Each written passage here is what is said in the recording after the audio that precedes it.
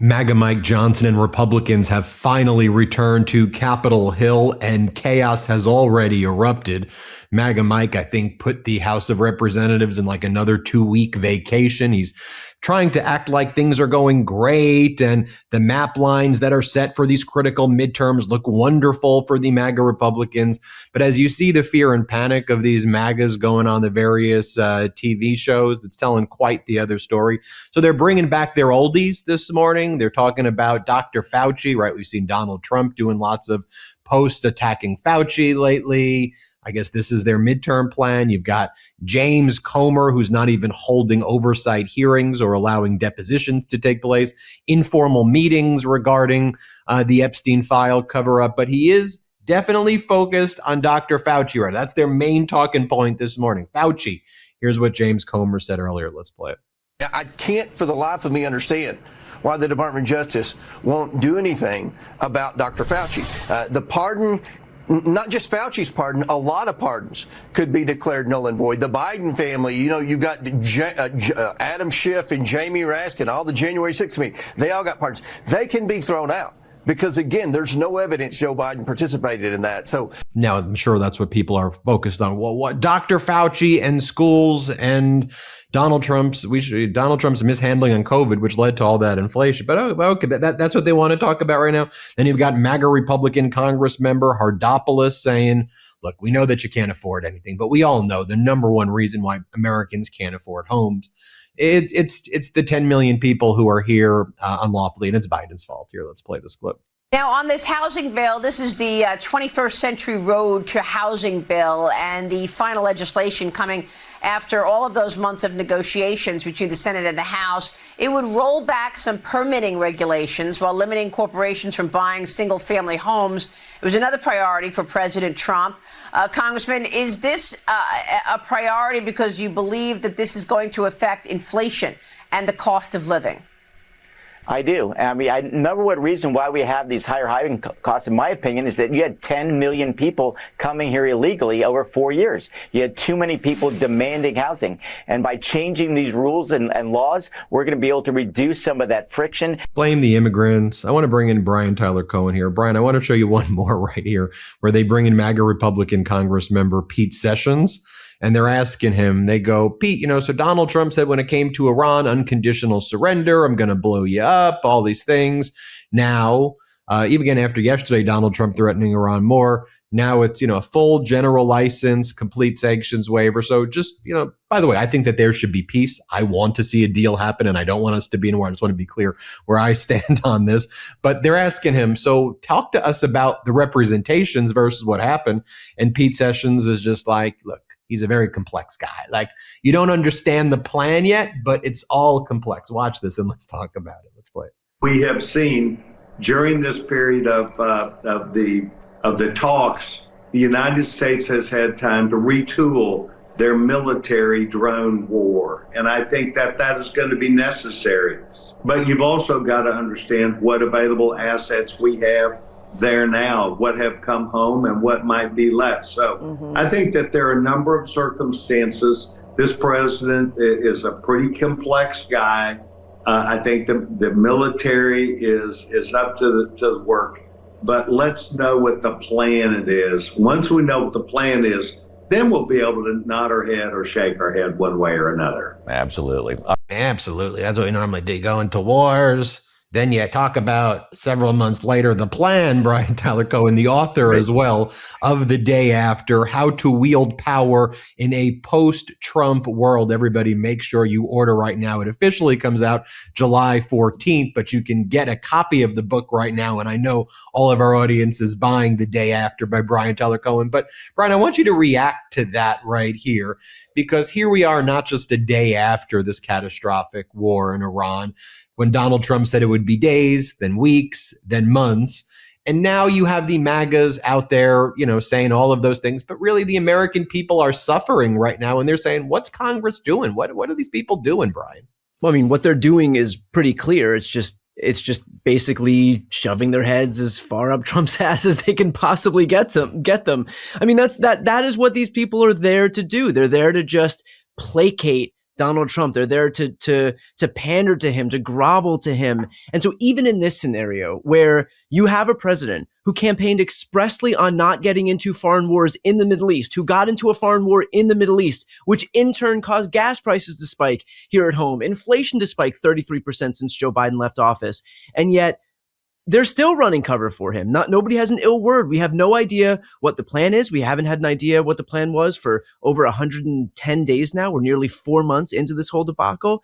And it, they're presenting it as if it's 4D chess, as if Trump is some master negotiator when in reality, we've seen how he negotiates. He just basically logs on to Truth Social and threatens nuclear annihilation to the Iranians. And as a result, the whole negotiation falls apart, or they try to, piece together some lesser iteration of the JCPOA, Obama's Iran nuclear deal, and then call it a win. So the whole thing for the last several months has just been such an abject disaster. The people who are feeling the consequences of this are the American people. We've seen our energy prices rise. We've seen our gas prices rise. We've seen our consumer good costs rise.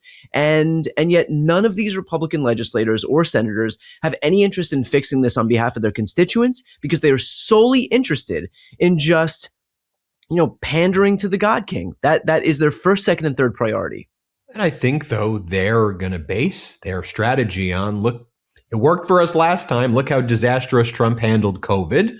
And then when someone had to go and fix the mess, they engaged their $1 trillion media network to then blame the person who was handed the baton or handed the ticking time bomb that was blowing off. And then the firefighter got blamed as being the arsonist. So in your book, though, the day after, how do we avoid this dynamic, though? Because we could see how this plays out, Brian. For the next 2 years, Trump is going to keep this 60-day, maybe it's 90 days, maybe it's 30. Iran closes the strait, it reopens. This is what's going to happen. I mean, it's pretty clear. This is what's going to happen for the next 2 years. This is how he does things. And then it's going to be handed over to the next person. And then they're going to be blamed when they actually have to do the surgery to fix it. It's bloody when you do the surgery. But so how do we wield power the day after? Yeah, I think in this instance, it's going to be a little bit more difficult for them to just pin the blame on an Anthony Fauci-like figure. I mean, I know that you opened up this video by talking expressly about how they're trying to rerun that playbook, the 2020 playbook for this upcoming election in 2026. But the problem is for Republicans, they have full control of government right now. They have the House, the Senate, and the White House. And we have seen the extent to which the economy has such a massive impact on how Americans are feeling, and there is nobody to blame. I mean, you can't point to any Democrats in power that are going to be responsible for high costs. We know that that was the result of Trump's trade war, the result of inflation. We know that that's because of this Iran war. The high costs that stem from healthcare being gutted, that was the result of Republicans passing that almost immediately. Food assistance getting gutted. I mean, all of these things, one by one, are the direct results of Republican governance. And so they're not going to be able to say, hey, who's the Anthony Fauci of 2026? Who can we pin the blame on? It is Republicans who are in full control, who are the result, who have caused these high prices, who've caused inflation, who've caused this Iran war, who have refused to release the Epstein files, who got us involved in another war in the Middle East that they swore that they would avoid. So again, I think it's going to be really difficult for Republicans to pin the blame on somebody, which is not to say that they won't try, because Donald Trump's whole ethos, his whole mentality, his whole MO is to take all the credit and none of the blame. And so for everything that's kind of falling, crumbling around him, he of course is going to try to blame it on the Democrats. But I do think in this instance, past his prologue, and we can see how Americans react to a weakening economy and who they blame, and it is the party in power. So let's talk about, though, what you think Democrats do short term, long term. What worries me a little bit is the idea of creating these frameworks versus listening to the people. Yeah. And there are all these people who are professing to be experts with all these models. We need to be more like this, or we need to be more like that, or this is too much like this, or this is too much like that. And they're thinking about it of how do we move the voter X points this way or this points that way. I think that's a fundamentally flawed framework to even start to think about things. But I want to get your take, because my view is listen to the people. They're pretty much telling you exactly how they feel right now. And rather than trying to move them points this way or points that way, why don't you move yourself and your ass to fight for the people that are telling you what they need right now? And so that to me is an important thing, but I want to hear from you what you think about it. Absolutely. I mean, we have a rare opportunity coming up in this moment where I think, because of the extent to which Republicans and Trump have been so willing to lie and show utter contempt for their voters on all of these issues where they offered up promises and then refused to deliver, Democrats have a rare opportunity here where we can get people back into this camp. But it's going to take, to your exact point, not having commissions and not trying to move people 0.2 of a point and not deferring to the processes of government. We have to focus on the outcomes of government. And so in the book, The Day After, I talk a lot about the fact that Democrats have refused to wield power in the past while Republicans completely abuse their power. We have to think using that mentality, but to do it in a virtuous way. So to not let the filibuster or the parliamentarian or processes or, norms, all of those things get in the way of actually delivering for Americans. But I think, Democrats are institutionalists or have been institutionalists in the past. And so to get ourselves out of that mindset and start thinking, okay, Donald Trump was onto something when he tapped into a lot of the populist frustrations that people are feeling. Of course, he had no intention of delivering, because this guy is a billionaire looking to deliver for billionaires. He did it in his first term when the only major piece of legislation he passed was a tax cut for millionaires and billionaires. They re-upped that tax cut again. And since then, Trump is, enshrouded the Oval Office in gold, built himself a ballroom, bought himself a Qatari jet that we paid for to the tune of $1 billion to retrofit, and on and on. So this guy obviously had no intention of following through on any of those things, but I think it can be instructive for Democrats to recognize, hey, there is a swath of very disillusioned, disaffected people out there who left the Democrats to go to Trump and now are leaving Trump because they know that he isn't willing to deliver. We have this opportunity to do exactly that, but it means focusing on outcomes, not defending the institutions of government. And so, as we move toward 2026 and ultimately 2028, it is to figure out how to deliver in the biggest way for people financially, to deliver in the biggest way from a healthcare perspective, from a climate change perspective, from a jobs perspective. And all of these things can be done because, again, Trump has shown us that these institutions of government are not sacred. They're not sacrosanct. They can be amended and changed. They can be malleable, but that we can actually do it in a way that's virtuous and not just self-enriching, as this president has done.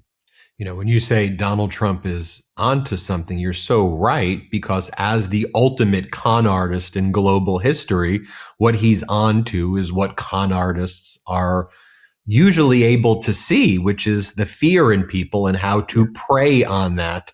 And you could recognize the problem, as he has throughout his life, and said, okay, here's how I exploit those vulnerabilities and gain from it, which is what he's doing. I think the Democratic Party, or anybody who's looking to wield power, needs to understand that these fears that people experience are not hypothetical. They're not talking points. It's not political posturing. It is, I can't afford my rent. Right. And I have to decide if I'm going to eat tonight or pay my rent. And unless and until you feel that way and you recognize that people feel that way, and it's not a talking point, you really have to get into the trenches with people. And I think that's how you wield power for the people, and people will reward you for it. I want to give you the final word in all of this, though, Brian, about where we go from here. And then, of course, your message to the Mighty subscribers. I know they're all going to buy your book. I've got a copy of your book, but you're doing some incredible things with your book as well. And there's also a really good cause behind it too. So kind of final message. And then I'd love so that you tell people one of the great things you're doing with this book. Yeah, I think the final message here is that when I was growing up, kind of my formative years and really getting into politics, and Obama came onto the scene, and it wouldn't matter where you were geographically. It wouldn't matter where you were socioeconomically. Obama had one culture in such a big way that everybody, when I was going to college, was an Obama voter. And, I'm a millennial. And so millennials are, I think, in large part owed to Obama, the most liberal generation. And then, cut to today, 2024, 2025, 2026, Republicans kind of did the unthinkable and were able to win back a lot of the support from younger generations, something that I didn't think we would see. But once you win a generation, that generation largely stays contained within that political ideology. That's why millennials continue to be the most liberal generation. And now we're seeing Gen Z that is much more conservative than millennials. And so that's usually how it stays. But because Trump has refused to deliver, and because Republicans have decided that adherence to Trump is more important than adherence to the law or the Constitution, now we have a rare opportunity where we can actually win those people back. But those opportunities, A, don't come around often, and B, I think we have one shot before people just become disillusioned with all of politics. And so I think in this moment, it's going to be really important to deliver right away. And we've seen, for example, how it can be done. We've seen Zohran Mamdani come to power in New York and within 5 minutes of taking office, fill 100,000 potholes. That's something that people see on a daily basis. And so I think that has to be our North Star, is figuring out what tangible wins we can deliver for people depending on what they want. To your point, Ben, what they want, because if you just listen to people, they will tell you, and deliver in this small amount of time that we have once we actually take power again. I think that will have a massive impact in terms of not just winning elections moving forward, but also changing people's political identity. I think like the brand of the Democratic Party, people are so worried about the brand. That's not something you can fix with a new logo, right? It's not something you can fix by tweeting better or going on to podcasts. You fix the brand by bringing people into power who are then willing to deliver for their constituents. I think Zohran Mamdani in that sense is helping fix the brand because he's showing that as a Democrat, he's willing to deliver. So that will come in time. But I think that all Democrats have to recognize that we have this rare opportunity where they can actually do that. So that's a little bit about what I talk about in the book. I talk the North Star of this book is how Republicans have abused power, how Democrats have failed to wield it, but what Democrats must do if and when we take power back again. And I'm really proud to be able to announce that I'm partnering with Mark Elias's Free Election Fund. That's a 501c3 that supports election litigation. We have seen how important the courts have been over these last several months and years in fighting against, these executive branch overreaches. So I think it's important, in terms of the work that I'm doing, not just to talk the talk, but to walk the walk. And so I'll be donating proceeds from every single book sold to the Free Election Fund. Those are going to be matched by my editor, and those are going to be matched by my publisher. So we're doing a 3-to-1 match, a 3 times match, all to support the Free Election Fund and to support this election litigation, which as we get closer and closer to midterms is going to become more and more important. So Ben, I know that you're going to throw a link to pre-order into the post description of this video, but would really appreciate if you support not just my work and the work of folks like me in independent media, but also the crucial critical election litigation that's happening right now and as we head toward November. Brian Tyler Cohen, of course. Got that great channel on YouTube, but also the #1 New York Times bestselling author, back at you with another book the day after, How to Wield Power in a Post-Trump World, forward by Mark Elias. And you heard the great cause as well. Go get your pre-order right now. Thanks, Brian. Thanks, Ben. Everybody hit subscribe here. We appreciate you. Want to stay plugged in? Become a subscriber to our Substack at MeidasPlus.com. You'll get daily recaps from Ron Filipkowski, ad-free episodes of our podcast, and more exclusive content only available at MeidasPlus.com.